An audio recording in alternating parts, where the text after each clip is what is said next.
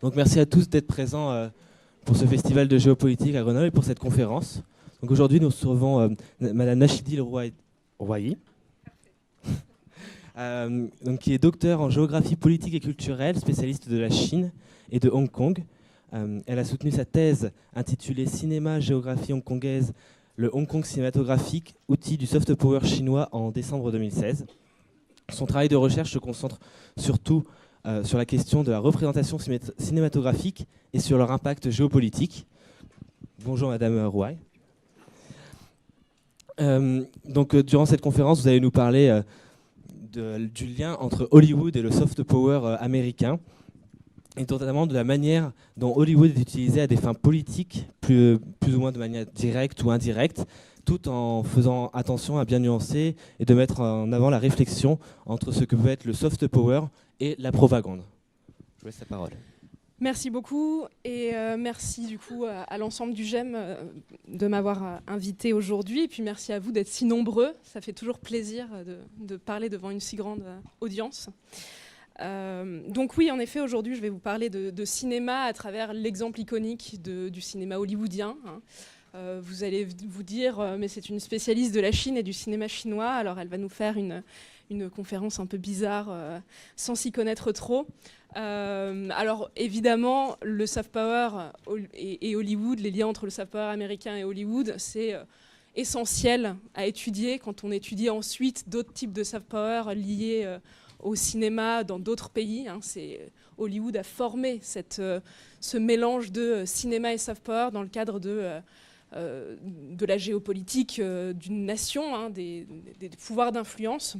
Donc je vais essayer de faire en sorte que pendant cette présentation, il y ait pas mal d'exemples, que ce soit assez interactif et ludique, pour que en plus, quel que soit votre âge, vous puissiez avoir des références communes, des choses plus récentes et d'autres un petit peu plus anciennes. Et donc, n'hésitez pas à la fin à me poser des questions, et je vais essayer de faire en sorte qu'on garde un moment de discussion à la fin pour échanger. Donc, première chose qui me paraît important de dire, de rappeler, c'est que les arts, la littérature, la culture sont des outils qui contribuent au rayonnement, au prestige, à l'influence d'une nation. La capacité d'attraction d'un État réside non seulement dans sa force de persuasion et dans sa force de coercition, c'est-à-dire dans les éléments qu'on appelle traditionnellement les éléments du hard power, puissance dure, les éléments traditionnels du pouvoir, mais également dans le faisceau d'images et de représentations qu'il véhicule. Et c'est ça qu'on entend par soft power. C'est cette force d'attraction qu'une nation peut générer, cette capacité à séduire par ses œuvres, par ses découvertes, par ses modèles également, par ses valeurs.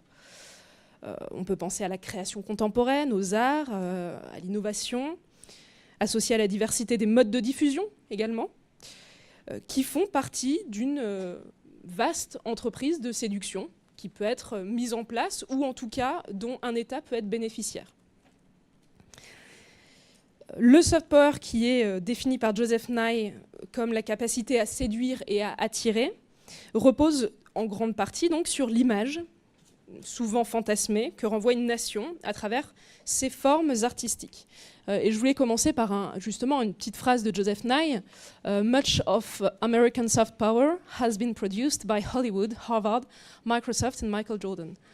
Donc, vous voyez, l'idée, c'est bien que ce soit à travers une industrie culturelle, Hollywood, à travers des entreprises iconiques. On parle de Microsoft, on pourrait peut-être davantage encore aujourd'hui parler de Apple, pour le cas américain, à travers de figures emblématiques du sport, comme Michael Jordan,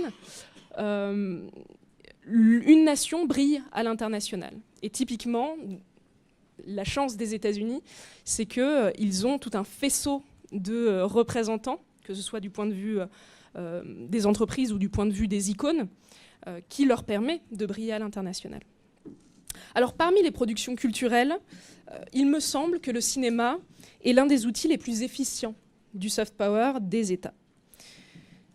Si, et là je reprends des mots de Monique Dagneau, pour briller dans le concert des nations, un pays est incité à développer à grande échelle son industrie filmique, c'est parce que le cinéma est non seulement une puissante industrie culturelle, chose qu'il ne faut pas oublier, c'est avant tout une industrie, mais c'est également parce que les films agissent comme des agents sublimateurs de villes, de paysages, de traits culturels, de modes de vie, d'univers mentaux. Comme si, par leur parti pris, ils les réinventaient constamment, berçant le spectateur dans un rêve éveillé, qui entrelace à la fois la réalité et le discours sur la réalité. Donc Monique Dagneux, dont je vous parlais, a montré dans son article sur le cinéma, outil, instrument du soft power des nations en 2011, le pouvoir qu'ont les images cinématographiques sur les pratiques comportementales et sur les représentations mentales. Et ce pouvoir revêt un intérêt politique pour les États. Donc je vous mets une citation de cet article. Pour chaque pays, les films tissent du lien social et renforcent les identités. Mais ils ont aussi à voir avec des intérêts politiques externes. Exister sur un mode glamour dans la constellation des nations. Le cinéma, bras armé du soft power, fait d'exercer un pouvoir par les valeurs et la culture ? Sûrement, à l'heure où l'angle de vision du citoyen s'élargit grâce au flux d'images. Alors en effet, il semble que dans un monde où la démarcation entre culture populaire et culture politique s'efface de plus en plus, où la politique se théâtralise, je pense qu'on a tous des exemples en tête en ce moment, dans un monde globalisé, un monde surmédiatisé, un monde fictionnalisé, où le brouillage entre l'imaginaire et le réel s'accentue, eh bien le cinéma devient un outil stratégique à part entière dans l'arsenal de puissance des États. Autre citation, et je vous promets que c'est la dernière, après on passe aux images et on s'amuse. Citation de Luckinbill en 2004, ce qui est génial, c'est que donc ça fait 13 ans, mais je crois que cette citation n'a jamais eu autant de raisonnement, n'a jamais autant résonné qu'aujourd'hui. Le cinéma et la télévision agissent comme des cartes pour les réalités et l'imaginaire socioculturel et géopolitique de la vie quotidienne. Les médias visuels sont les cartes cognitives ou la cartographie sociale d'aujourd'hui. Ils agissent sur les créations de sens, sur les identités. Les distinctions entre la réalité et les représentations, les expériences primaires et secondaires, les observations de première et de seconde main, se brouillent dans un monde où les présidents sont des acteurs, où Terminator est gouverneur, dans un monde de télé-réalité. Alors évidemment, aujourd'hui, on rajouterait dans un monde où le président des États-Unis est l'animateur d'une émission de télé-réalité. Enfin, on est exactement dans ce que disait Luckinbill il y a 13 ans. Lorsqu'on évoque les liens entre cinéma et pouvoir, évidemment, l'exemple hollywoodien est le premier qui est convoqué. Le cas de Hollywood est non seulement le plus connu, mais il est aussi le plus révélateur et le plus abouti si on considère que le cinéma a le pouvoir de créer de l'imaginaire à travers une imagerie et une symbolique qui est acceptable ou qui est enviable à vaste échelle. Le cinéma est l'un des médias les plus efficaces pour diffuser des valeurs et des représentations. Et Hollywood, à travers les règles de construction des récits qu'il a produits, a institutionnalisé la transmission d'un message moral et d'un message politique par le spectacle. L'image véhiculée, mais aussi la manière dont ils le sont, c'est-à-dire les techniques qui ont été reproduites industriellement à une échelle mondiale et qui sont à l'œuvre dans les scénarios hollywoodiens, constituent l'un des piliers de la puissance des États-Unis. Hollywood, considéré comme une arme politique par Washington, reçoit d'ailleurs l'aide des pouvoirs publics. Perçu comme l'avocat des valeurs américaines, mais aussi comme la vitrine du développement socio-économique des États-Unis, cette industrie cinématographique hollywoodienne bénéficie de renforts fiscaux et de soutien politique. Et là, finalement, on commence à trouver ça un peu problématique, puisque je fais une conférence sur Hollywood et le soft power, et que là, ce que je suis en train de vous dire, ça a plus trait à du hard power, finalement, puisque si un pouvoir donne un soutien financier ou technique à une industrie pour promouvoir sa propre image, il me semble qu'on parle peut-être un peu plus de propagande que de soft power. Alors, Où se trouve la limite? Comment on fait pour penser cette distinction entre les deux? L'image qui est véhiculée, notamment à travers les films de guerre hollywoodiens, du coup à un grand public, participe à l'adhésion non seulement du peuple américain dans la politique de défense de leur gouvernement, mais également d'un public international, dans les valeurs défendues par l'armée et le pouvoir.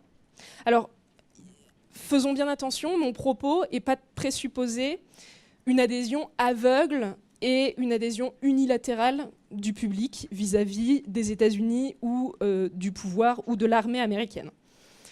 Et par ailleurs, visionner un film de guerre qui promeut les intérêts américains ne signifie clairement pas forcément soutenir cette vision politique et stratégique. On est d'accord.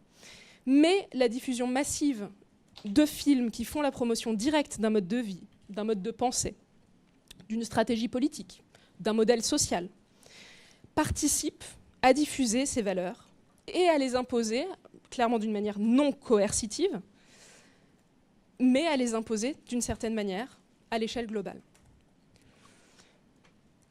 D'ailleurs, les liens entre Hollywood, Washington et le Pentagone sont nombreux et sont anciens. Et je vous ramène à l'article et à l'ouvrage de Jean-Michel Valentin sur ce sujet. Le couple Hollywood-Pentagone est d'ailleurs pratiquement né en même temps que le cinéma. Pour le Pentagone, soutenir financièrement et stratégiquement la production de films de guerre a été un moyen privilégié de soutenir et de soigner l'image de l'armée auprès du public. Et de ce fait, de manière très concrète, ça a favorisé la politique de recrutement pour l'armée américaine. En 1915, l'armée de terre a collaboré au film The Birth of a Nation de Griffith, en acceptant d'allouer des moyens techniques ainsi qu'une aide logistique en vue de la réalisation d'un film qui glorifiait le pouvoir militaire américain. On peut également évoquer la coopération sans faille de l'armée de l'air durant l'entre-deux-guerres sur le tournage du film Wings de William Wellman, en 1927 donc. Un film qui exaltait l'héroïsme des combattants américains et dont l'objectif premier de ce film était de préparer l'opinion publique américaine à une nouvelle entrée en guerre. Si on continue un petit peu chronologiquement, pendant la Seconde Guerre mondiale, pour justifier leur engagement militaire, les États-Unis ont eu à nouveau recours au cinéma, et là de manière encore plus importante, afin d'amener la population à valoriser l'effort de guerre. Et je pense notamment au film de Frank Capra, qui a été aidé par les services cinématographiques de l'armée. Ce sont les services cinématographiques de l'armée qui ont supervisé la réalisation de Why We Fight, qui est donc une série de films qui ont été réalisés entre 1942 et 1945, une série de 7 films qui célébraient l'idéal démocratique défendu par les Alliés. Si vous regardez, je ne sais pas si vous voyez très bien, mais donc les premières images de Prelude to War, qui est donc le premier de cette série de 7, le premier film, du coup, le générique d'entrée est évidemment là pour expliquer à quel point c'est un film finalement demandé, crédité et téléguidé d'une certaine manière par l'armée américaine. Et ça explique de manière très claire, alors pour le coup, il n'y a pas on ne se cache pas, ça explique que ce film a été donc produit par le War Department et que le but est justement de promouvoir l'information, d'informer les gens sur ce qui se passe et sur l'intérêt du coup pour les États-Unis, la nécessité de se mettre à faire la guerre. Ce qui est intéressant, c'est que dans un premier temps, ce film a d'abord eu une visée pédagogique, c'est-à-dire que l'objectif, c'était de le montrer aux forces de l'armée, aux militaires, aux soldats américains, pour justifier, pour expliquer leur engagement, l'engagement des États-Unis dans la guerre. Et ensuite, ça a été montré au public américain, donc on braque l'échelle de manière un peu plus large, pour les persuader de soutenir l'intervention américaine. Alors, il est intéressant de noter que ce film a reçu l'Oscar du meilleur film documentaire en 1943, et ex aequo avec un autre film, The Battle of Midway, de John Ford, qui est, donc là j'avais mis The Battle of Midway, qui est également un film qui a été supervisé par les services de l'armée, qui couvre donc la guerre du Pacifique, qui a donc obtenu l'Oscar également en 1943. Ce sont des images en couleur de la bataille de Midway, illustrées par des voix off, et dont celle de Henry Fonda. Donc, vous voyez l'importance. Au niveau de la starification, c'est quelque chose d'intéressant, de la diffusion à grande échelle. Et c'est un film, vous pouvez le trouver assez facilement sur Internet, c'est un film qui est très scénarisé, c'est assez intéressant, très scénarisé, très théâtralisé également, et notamment à la fin, où on voit les possessions japonaises qui sont rayées par une main, qu'on voit seulement la main apparaître à l'écran, et qui sont barrées de cette peinture rouge ou noire de manière assez violente, jusqu'au dernier barré avec une sorte de V de la victoire. Donc à la fois documentaire et en même temps une mise en scène très théâtrale. Dans le même temps, George Stevens partait avec sa Special Covering Unit filmer l'avancée des troupes américaines en Europe et le D-Day. Donc vous voyez, il y a des tas d'exemples qui vous montrent que des grands réalisateurs, des réalisateurs reconnus et des réalisateurs qui ne se sont ensuite évidemment pas cantonnés à ce genre cinématographique, ont été directement sollicités par l'armée et par les pouvoirs hollywoodiens, par les pouvoirs de Washington, pour mettre en place la diffusion de ces images, une sorte de stratégie internationale et nationale. En 1942, Franklin Delano Roosevelt, qui est alors donc président des États-Unis, avait d'ailleurs convoqué à la Maison-Blanche les plus prestigieux réalisateurs d'Hollywood pour qu'ils contribuent à l'effort de guerre. Il y avait donc un message diligenté qui était très direct, une incitation directe et un propos qui donc, me semble-t-il, est tout à fait propagandiste. Parce que si Hollywood et donc des acteurs privés, sociétés de production, réalisateurs, acteurs, sociétés de diffusion, techniciens, se font le vecteur d'un message étatique, il n'en reste pas moins que le message est bien étatique. Donc il me semble que là, clairement, on penche du côté de la propagande, et c'est pas parce que le message est tourné vers l'intérieur, vers le territoire américain, qu'on penche pour moi du côté de la propagande. C'est parce que le soft power a aussi une dimension nationale, pas que internationale. Là, c'est plutôt, bien évidemment, le rapport direct et l'intrusion directe du pouvoir politique dans le message, dans le propos du film, qui fait pencher ces films-là vers de la propagande. Alors, comment on s'en sort? Alors, je ne sais pas pourquoi, tout à coup, je me retrouve à ma dernière partie. Voilà. Comment on s'en sort et comment on passe de la propagande au soft power? Parce que c'est quand même ça qui nous intéresse. À la même époque... Je regardais l'heure, pardon. À la même époque, une autre manifestation de la stratégie d'influence américaine s'est illustrée, et de manière fort différente. En Europe, les Américains présents ont mis en avant leurs produits, leur mode de consommation, leur mode de vie, leurs valeurs. Hollywood et Disney ont alors été mis au centre d'une stratégie de l'image.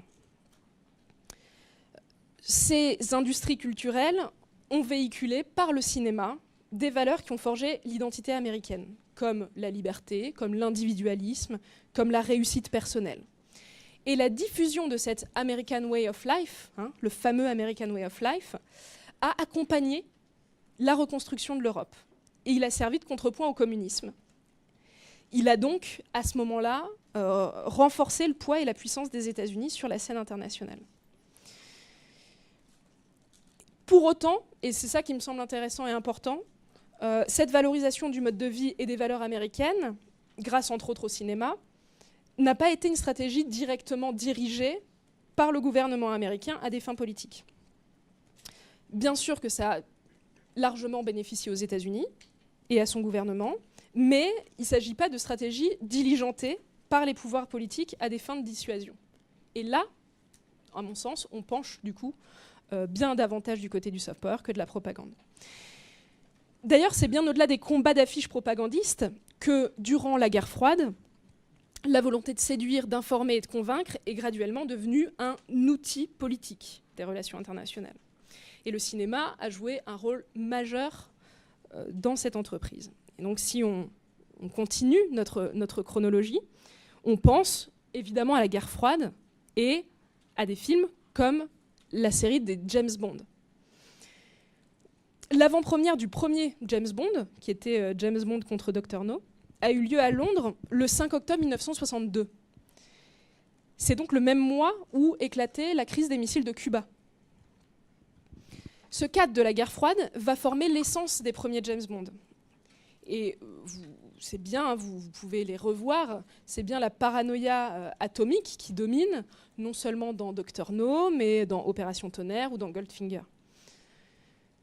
Bien sûr, et il ne s'agit pas d'être spécialiste pour le voir, ces films sont éminemment politiques, bien qu'ils soient extrêmement fictionnalisés et très incarnés. Ils sont tellement politiques qu'ils sont interdits en URSS jusqu'à la perestroïka de Gorbatchev dans le milieu des années 80. Et on ne peut pas leur en vouloir, hein, vu la manière dont sont mis en scène les Russes, enfin les Soviétiques de manière générale. Le cinéma sert donc non seulement à justifier l'action de l'État au sein de ses frontières, mais également à convaincre d'autres États et leurs opinions publiques. C'est sur ce second point qu'Hollywood est non seulement devenu l'un des symboles de l'influence des États-Unis sur les imaginaires du monde entier, mais également l'un des instruments les plus efficients du soft power américain. De manière très simple, les films américains dominent très largement le box-office mondial, le marché international. Au total, les films américains représentent au moins 70% du box-office international. Et sur les 100 plus gros succès au box-office de l'histoire du cinéma, hein, jusqu'à aujourd'hui, 99 sont des productions américaines ou des coproductions impliquant les États-Unis. Le seul, donc, sur ces 100 films à ne pas être américain, c'est un film chinois qui a intégré le box-office en 2017. Donc vous voyez à quel point c'est récent. C'est Wolf Warrior 2 et qui se place à la 58e position. Donc, bon, on est vraiment dans une hégémonie quasi totale. Donc par les films hollywoodiens, mais aussi par les séries télévisées, de plus en plus, qui s'exportent en temps réel et aujourd'hui à travers Internet, l'American Way of Life est véhiculé, transmis et glorifié. Et je voudrais prendre un exemple, celui de Gossip Girl, qui est assez intéressant. Et si ça vous intéresse, d'ailleurs, je vous renvoie à l'article de Monica Chollet, Gossip Girl, célébration des élites américaines dans le monde diplomatique d'août 2010. L'objet de cette série, c'est de relater les turpitudes de quelques extrêmement riches jeunes new-yorkais qui méprisent le monde extérieur, c'est-à-dire le monde en dehors de l'Upper East Side. Faut pas aller très loin hein, pour mépriser le monde. Cette série est l'une des plus téléchargées sur Internet. Elle a été diffusée dans une 50aine de pays. Et ce qui est intéressant dans le cas de Gossip Girl, c'est qu'au-delà de l'American Way of Life, c'est vraiment l'image d'un modèle occidental absolument décomplexé qui s'impose sur les écrans. Par cette série, et dans une peut-être moins de mesure, mais pas forcément, hein, par d'autres, comme Beverly Hills, Desperate Housewives, Friends, Happy Days, ce sont les modes de vie occidentaux qui sont véhiculés et l'image de réussite occidentale qui est diffusée et promue. Et puis bon, au-delà de ça, quand on voit ces quelques photos que je vous mets, moi c'est vrai que ça m'a frappé quand je les ai mises, l'image de la réussite du blanc riche américain, parce qu'il n'y a quand même pas un seul noir parmi les héros de ces fictions. Quant à la puissance des États-Unis, elle est également matérialisée par la réussite des personnages, de tous ces films et de toutes ces séries américaines, par l'omniprésence du happy end également, qui est devenu une marque de fabrique de l'industrie du cinéma américain, et puis par la supériorité, sans cesse rappelée, du modèle américain, ou dans une perspective plus géographique également, par la manière dont sont magnifiées les métropoles ou le territoire américain. Parce qu'au-delà de l'histoire, au-delà du scénario, au-delà des personnages, au-delà des héros, on peut se focaliser un instant, et c'est ce que je nous invite à faire pendant la dernière partie de cette intervention, sur justement le cadre dans lequel ces fictions prennent place. Il est important de pouvoir prendre en compte la manière dont le cinéma crée un imaginaire spatial. Parce que dans le cadre des États-Unis, c'est quand même assez intéressant. On va se focaliser sur le western, le cas typique du western, qui est l'un des genres les plus emblématiques du cinéma américain, pour essayer de comprendre l'importance de la géographie en termes géopolitiques. Donc le western recrée à sa manière l'histoire et la géographie des États-Unis en véhiculant des valeurs patriotiques très fortes et une certaine image de l'idéal de liberté propre à la société américaine. Le western est véritablement né en 1903 avec le vol du Grand Rapide d'Edwin Porter, au même moment où finalement le vieil Ouest est en train de disparaître. À partir de ce moment-là, et puis dans les décennies qui suivront, un nombre très important de films va être tourné pour célébrer ce territoire et ses valeurs. Le sujet de prédilection du western, vous le connaissez, c'est la conquête de l'Ouest. Il retrace plusieurs périodes, plusieurs cycles de l'histoire américaine, qu'il s'agisse de l'arrivée des pionniers dans l'Ouest et l'appropriation du coup du territoire, celui bien connu des guerres indiennes, de la guerre de sécession, du conflit mexico-texan, du banditisme et de l'instauration de la loi, ou enfin celui de la fin de cet Ouest sublimé et fantasmé. Si bien que dans le western, le véritable héros du film, on a tous compris, c'est pas le shérif, c'est pas le bandit, c'est bien le territoire lui-même. Et vous avez tous en tête ces images de territoire, le Monument Valley, d'une sorte d'États-Unis fantasmés, Amérique fantasmée. Ce qui est intéressant, c'est que ce genre cinématographique me semble porteur d'un raccourci significatif, à savoir le rapprochement entre l'Amérique et l'Ouest, c'est-à-dire entre l'Amérique et le désert et la montagne, des figures géographiques assez marquantes. Tout ça prend place dans un imaginaire américain qui tourne beaucoup autour de la question de wilderness, de wild, la nature sauvage. C'est un fantasme du territoire américain et c'est aussi un biais de légitimation très important parce que, en représentant la conquête, non pas de terres fertiles, mais de terres arides et de terres vides, de désert, eh bien le western évoque l'appropriation, finalement non par un État, mais bien par des individualités, d'un nouveau monde soi-disant vierge. Donc dans cet exemple du western, on peut voir de manière directe et frontale le lien qui s'opère entre géographie, soft power et cinéma. La nation, sa géographie et ses paysages sont portés à l'écran de manière à réinventer l'espace pour soi-même et pour le reste du monde. L'idée, là-dedans, c'est aussi de proposer une histoire qui est revue et corrigée. Celle d'un territoire national qui est réapproprié, d'un passé qui est plus acceptable, plus enviable aux yeux des autres nations. Et donc l'imaginaire développé par le public américain et européen principalement sur la conquête de l'Ouest, et donc sur une partie quand même non négligeable de l'histoire des États-Unis, c'est aussi fondé, et en grande partie, me semble-t-il, à partir de la richesse, de la profondeur et de la beauté des paysages présents dans le western. Alors que dans les faits, la conquête a été bien entendu brutale. Elle s'est déroulée dans des paysages qui sont souvent très éloignés des paysages que vous voyez sur les écrans dans le cadre des westerns, qui sont souvent des paysages beaucoup plus monotones et très éloignés de ces somptueux paysages de John Ford.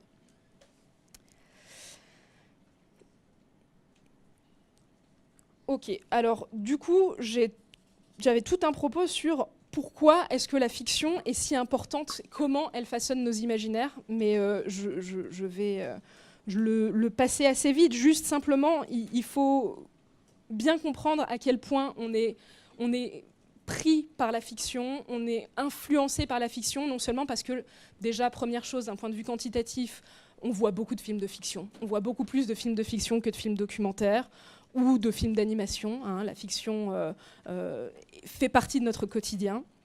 Mais évidemment, l'élément quantitatif n'est pas suffisant.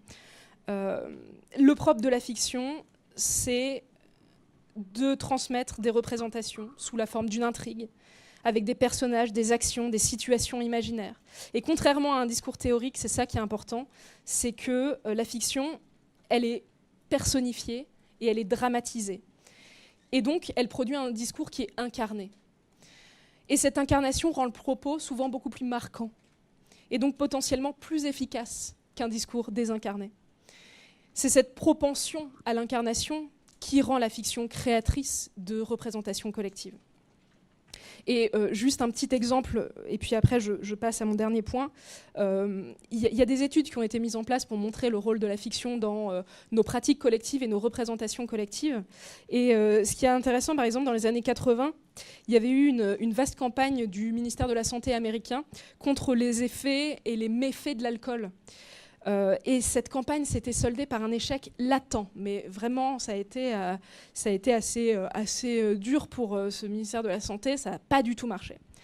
Et ce qui est assez intéressant, c'est que ce thème de l'alcoolisme a été repris quelques mois plus tard par les soap-opéras.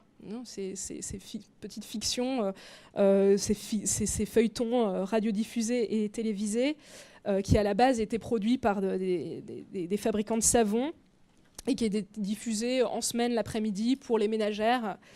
Et donc aujourd'hui c'est plutôt un sous-groupe de feuilletons sentimental, mais donc voilà la genèse de ces soap-opéras.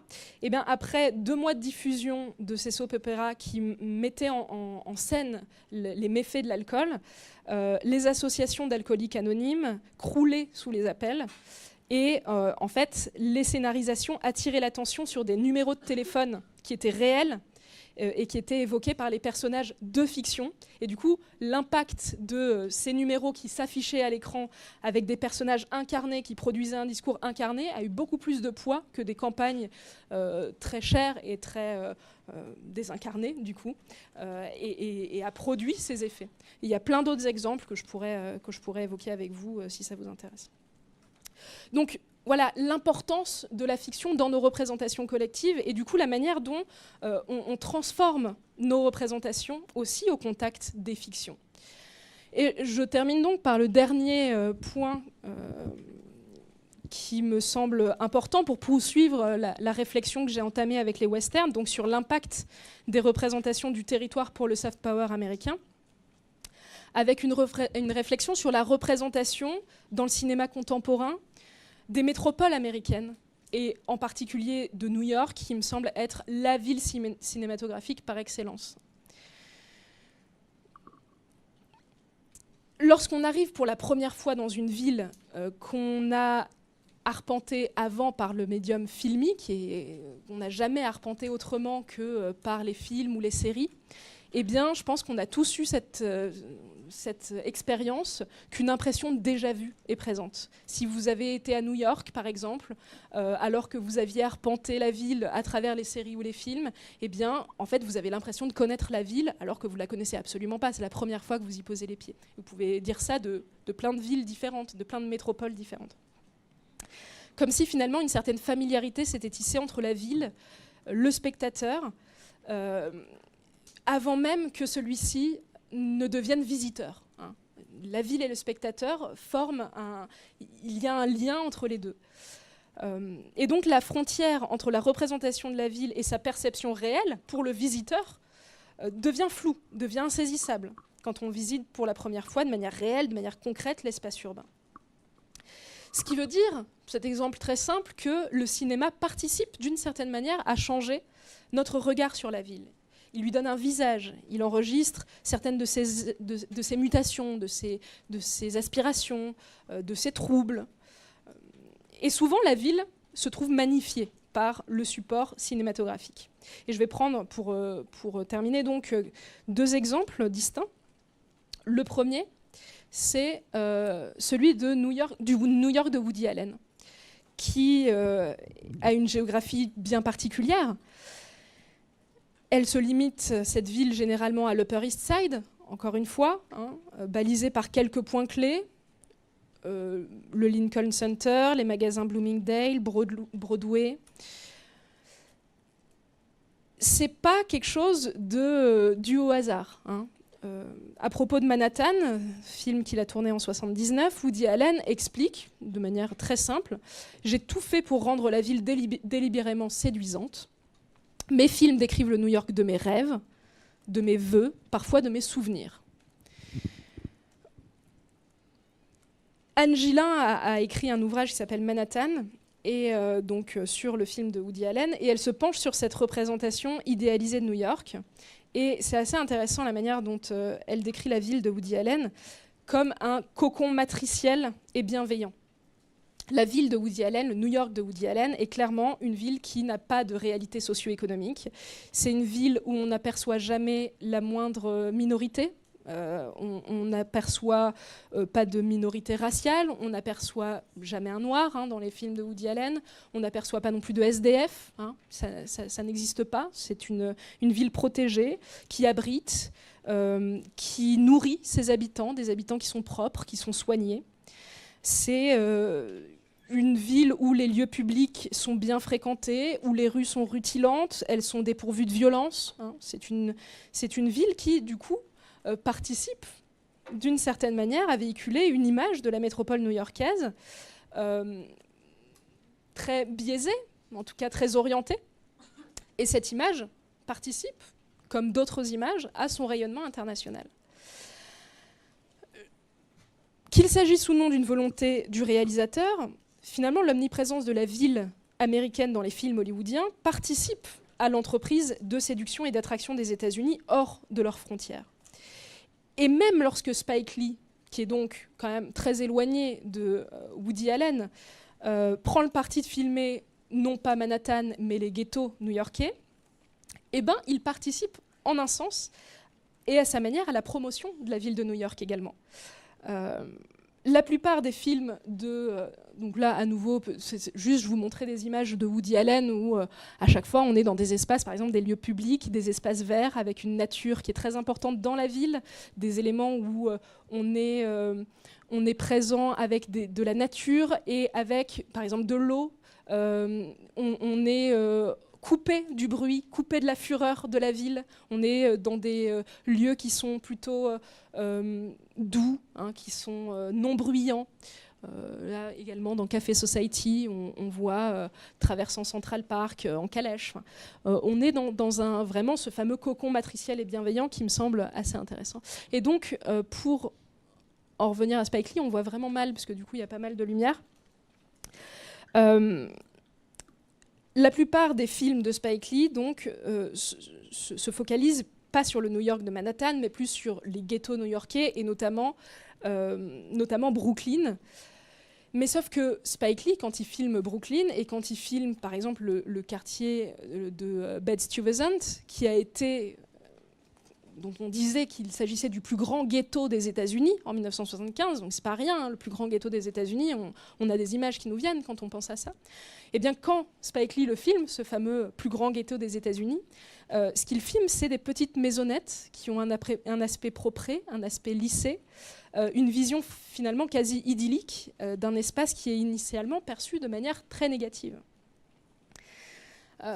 Vous voyez peut-être mal, mais en tout cas, sur ces images, vous pouvez prendre n'importe quel film de Spike Lee, et notamment Crooklyn ou Do the Right Thing. Vous verrez des visages souriants et vous verrez finalement l'idée de son enfance qui a été heureuse, une enfance heureuse dans Brooklyn, et la mise en valeur de quartiers qui ne sont pas des quartiers... Alors bien sûr, il y a de la petite délinquance, il y a ce genre de choses, mais le propos du film n'est pas là. Et l'image renvoyée par le territoire est une image plutôt bienveillante. Donc, pour conclure, qu'il s'agisse du paysage de l'Ouest américain, de la nature sauvage ou alors de l'espace urbain, les lieux au cinéma magnifient le territoire et l'espace réel. Ils renvoient une image qui peut servir les intérêts de l'État qu'ils les incarnent. Bien entendu, tout film ne participe pas forcément au pouvoir de séduction d'une nation. Mon propos n'est pas là. Alors, bien sûr, là, je vous montre des films qui abondent dans ce sens-là. Mais évidemment, même au sein des genres cinématographiques qui ont été cités, certaines œuvres s'avèrent critiques. Je pourrais en citer pas mal, mais pensons par exemple au film multi-oscarisé Danse avec les loups, où Kevin Costner est accusateur envers l'armée américaine, notamment quant à sa manière de gérer le conflit avec les populations amérindiennes. Ou alors, on peut évoquer aussi le récent film de Sean Penn, Into the Wild, en 2007, qui raconte l'odyssée du jeune Christopher Johnson McCandless sur les chemins de l'Amérique jusqu'à son but ultime, qui est l'Alaska, qui est un territoire fantasmé, qui finalement lui fut fatal.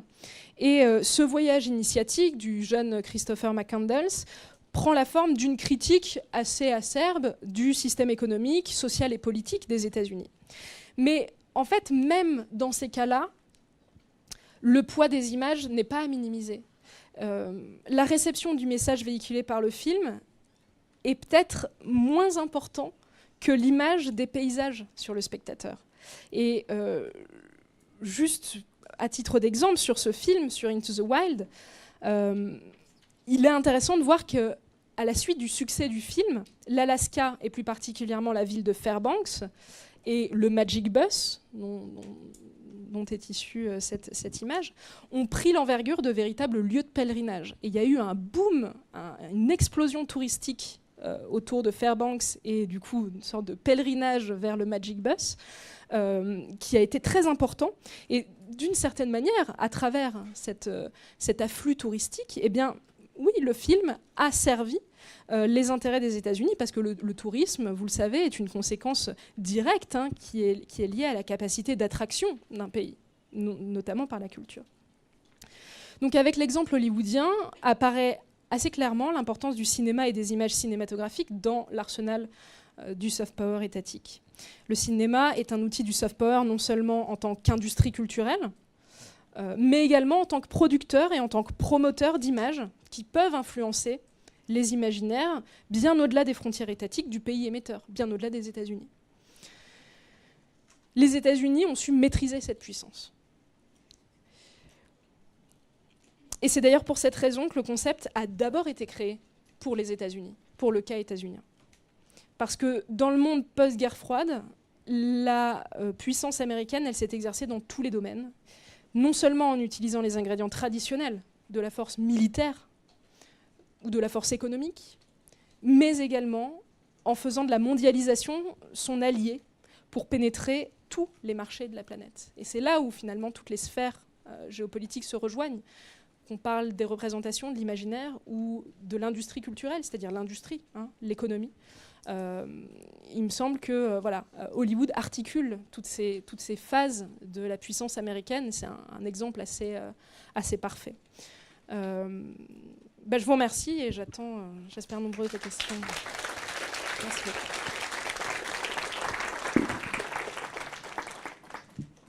Merci pour cet exposé. Maintenant, on va passer aux questions du public. Donc, essayez, s'il vous plaît, de faire des questions relativement courtes pour que le plus de personnes puissent avoir la possibilité de poser sa question.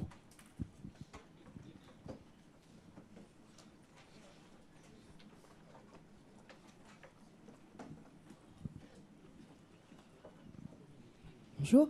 Je voulais savoir comment est-ce que le Hollywood contestataire, parce qu'il y a aussi le Hollywood contestataire, s'articule dans cette logique de soft power. Alors oui, bien entendu, j'ai évidemment largement parlé du Hollywood non contestataire avec juste quelques exemples de films plus ou moins contestataires, mais pas directement contestataires. Ce qui me semble intéressant justement dans la force du soft power américain, c'est justement la présence de la contestation. Et en fait, c'est ce qui donc moi, je suis plutôt spécialiste. Enfin, je suis spécialiste du cinéma chinois et de la Chine. Et la différence claire entre le soft power américain dans le cadre d'Hollywood et le soft power chinois dans le cadre du Chinawood, c'est la présence de la contestation. Et en tout cas, le fait que cette contestation puisse être validée, diffusée de manière simple sur le territoire américain et à l'international. Et finalement, cette liberté d'expression fait partie de l'American Way of Life, fait partie des valeurs transmises par les États-Unis. Et il me semble que c'est justement parce qu'il y a ce poids de la contestation dans le cinéma américain que le soft power américain est aussi important. C'est-à-dire que justement, on ne bascule pas du côté de la propagande, ce qui est généralement le cas avec les pays autoritaires ou les dictatures, mais de manière plus globale avec les pays autoritaires et avec leur production cinématographique, où là, le soupçon propagandiste est toujours présent, et ce qui n'est pas le cas avec Hollywood. Et c'est, il me semble, là, la force justement du cinéma hollywoodien.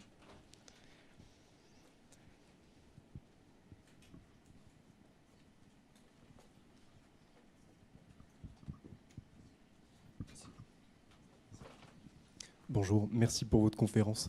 Je me posais une petite question. Je me demandais si, en fait, pour résumer assez vite, dans votre conférence, vous partez d'intérêts, d'objectifs finaux qui ont trait à la guerre, à l'intégration des populations, du facteur de guerre qui se prépare, d'acceptation de ce genre de situation, à au final terminer sur des valeurs un peu touristiques. Est-ce que vous direz que le message de propagande de soft power américain a diminué en force ?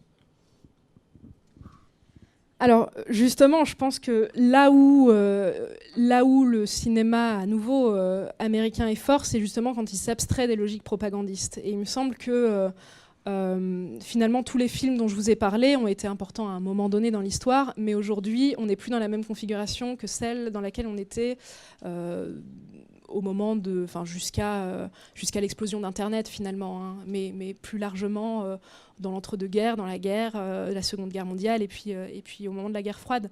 Je pense que du coup, le pouvoir des médias, les contestations citoyennes, le whistleblowing, comme on l'appelle aux États-Unis, c'est-à-dire le fait qu'il y ait des fuites, fait qu'à un moment donné, on ne peut plus se contenter de faire des films justement propagandistes. Il est nécessaire de se tourner vers, d'accepter qu'il y ait des films critiques, et c'est justement là, me semble-t-il, la force d'Hollywood, mais aussi du coup de clairement basculer dans le soft power et pas dans la propagande.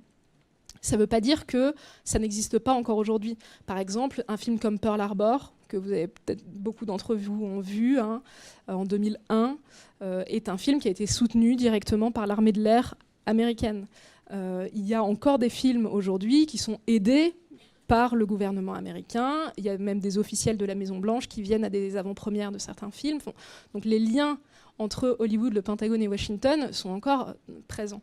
Mais il me semble que c'est justement dans le basculement vers d'autres formes de représentation, et notamment, parce que je suis géographe et parce que ça me tient à cœur, mais il me semble vraiment que la mise en œuvre et la mise en scène d'un territoire fantasmé est peut-être beaucoup plus intéressante et beaucoup plus pertinente d'un point de vue du soft power que le héros Rambo qui va casser la gueule des Viet Cong.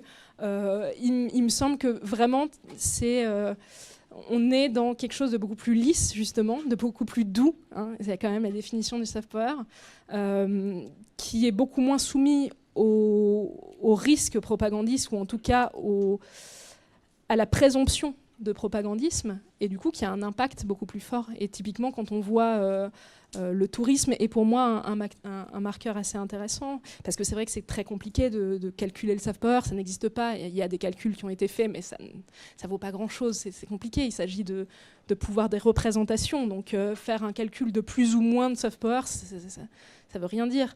Mais donc je pense vraiment que voilà, cette transformation de la société mondiale à travers la globalisation et la multiplication des images à l'international, de la diffusion des images, fait que clairement, aujourd'hui, le soft power américain et Hollywood ne peut pas se contenter d'images de films de guerre qui promeuvent une Amérique toute puissante et militaire et militarisée. C'est plus, à mon avis, c'est plus le propos, c'est plus le centre du propos. Ouais. Voilà.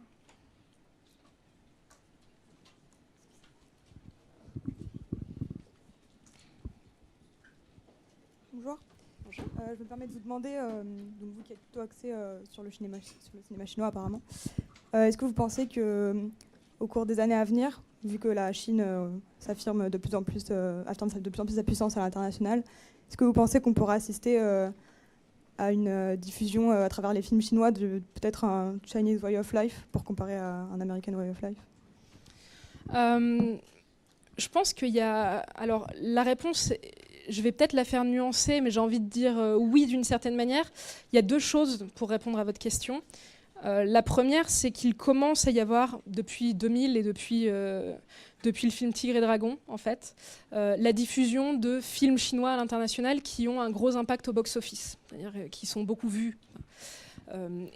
Aujourd'hui, Tigre et Dragon, ça reste le film étranger le plus vu à l'international, celui qui a engendré le plus de recettes au box-office. Donc c'est quelque chose d'important. Ça a continué avec des films comme Hero, Le secret des poignards volants, tous ces films, ces épopées de sabres et d'épées, de capes et d'épées, pardon, chinois, à la mode chinoise, où on saute sur des bambous. Donc ça marche à l'international. Mais ce qui est intéressant, c'est que finalement, ce sont des films qui mettent en valeur l'image d'une Chine intemporelle, l'image d'une Chine historique. Ce ne sont pas des films contemporains, enfin qui montrent une Chine contemporaine. L'image d'une Chine mythifiée, mais donc on a quand même des liens avec la question du western hein, dans ce genre de film. Et du coup, le Chinese Way of Life il est à mon avis, dans ce sens-là, promu par toute la théorie confucéenne de l'harmonie. C'est quelque chose de très important pour les Chinois, et du coup, c'est quelque chose qui se ressent dans les films chinois. Ceci dit, c'est difficile pour un public occidental d'incarner ça dans la contemporanéité et de comprendre ce que ça veut dire pour un Chinois aujourd'hui, hein, de vivre comme un Chinois quand on voit que des films qui nous montrent une Chine médiévale. Mais là où, par contre, la Chine, à mon avis, a vraiment une carte à jouer et est en train de la jouer en plein, c'est dans la multiplication des coproductions avec les États-Unis. Et je vous donne quelques chiffres très simples. Hein, c'est que en 2003, le box-office américain était de l'ordre de 9 milliards de dollars par an. C'est-à-dire que les recettes engrangées sur le sol des États-Unis s'élevaient à 9 milliards de dollars pour le cinéma. En Chine, elles s'élevaient à environ 150 millions de dollars. Vous voyez le gouffre entre les deux. En 2017, le cinéma américain, donc sur le sol américain, engrangeait 11 milliards de dollars, donc une évolution par rapport à 2003, mais légère. Et le cinéma chinois engrangeait plus de 9,5 milliards de dollars. Donc vous voyez qu'on est passé, c'est une croissance exponentielle qui est dingue. Et entre 2016 et 2017, il y a eu une évolution de plus de 15% du box-office chinois et de l'ordre de 0,5% du box-office américain. Donc vous voyez la distance entre l'évolution des deux. Ça veut dire qu'aujourd'hui, le cinéma chinois est en train de rattraper, le box-office chinois est en train de rattraper le box-office américain. Donc il est intéressant pour tout distributeur de distribuer son film en Chine. C'est une manne financière incroyable et ça va l'être de plus en plus. Chaque jour, il y a 15 000 salles de cinéma qui s'ouvrent en Chine. Enfin, vous imaginez ce nombre. Et aujourd'hui, il y a plus de salles de cinéma qui sont ouvertes en Chine qu'aux États-Unis. Donc c'est énorme. Ce qui est intéressant, c'est que du coup, si ça devient une manne pour les distributeurs, on a tout intérêt à diffuser son film en Chine. Mais comment on fait ? On peut se dire, c'est simple, on le distribue. Non, parce qu'en Chine, il n'y a que 34 films étrangers par an qui sont distribués sur le territoire. Ça veut dire que pour faire partie des 34 films, il faut être un lucky one. Il faut être vraiment chanceux. Mais en fait, ce n'est pas une question de chance, vous l'avez bien compris. C'est une question de, est-ce que les autorités chinoises veulent que notre film soit diffusé chez eux ? Qu'est-ce qu'il faut pour qu'un film soit diffusé en Chine ? Il faut que ça plaise aux autorités. Donc il faut que le discours sur la Chine plaise aux autorités. Donc on a tout intérêt à soit ne rien dire de la Chine, soit avoir un discours policé ou favorable à la Chine. Pour passer outre ces 34 films par an, on peut aussi coproduire avec la Chine. Et vous avez peut-être entendu parler des récentes fusions, par exemple, entre le studio américain Legendary et des firmes chinoises comme le studio Wanda. Et aujourd'hui, des gros groupes comme Alibaba, par exemple, commencent à coproduire avec les États-Unis. Les États-Unis, ça leur permet d'être diffusés en Chine sans passer par les 34. Sauf que pour pouvoir être une coproduction chinoise, il faut 3 choses. La première, c'est d'avoir des acteurs chinois, quelques acteurs chinois dans son casting. La deuxième, c'est de tourner au moins une partie du film en Chine. Et la troisième, c'est d'avoir un tiers des investissements chinois. La quatrième, qui n'est pas dite officiellement, mais qui est claire, c'est que il faut que ça passe par le SARFT, le SARFT, qui est l'organe de censure de la Chine. Donc, à nouveau, on ne produit pas un film avec la Chine si c'est anti-chinois ou si ça n'a pas un discours pro-chinois. Et vous remarquerez, du coup, je vous invite à vous intéresser quand vous regardez le générique avant les blockbusters que vous irez voir au cinéma dans les années et les mois qui viennent. Regardez si c'est une coproduction avec la Chine. Et du coup, essayez de voir quel est le discours sur la Chine qui est mis en œuvre. Et vous remarquerez que généralement, du coup, c'est un discours qui est très, très... pas forcément directement pro-chinois, mais en tout cas valorisant les personnages chinois ou la Chine. Et il y a quelques exemples que je donne souvent, mais qui sont assez intéressants.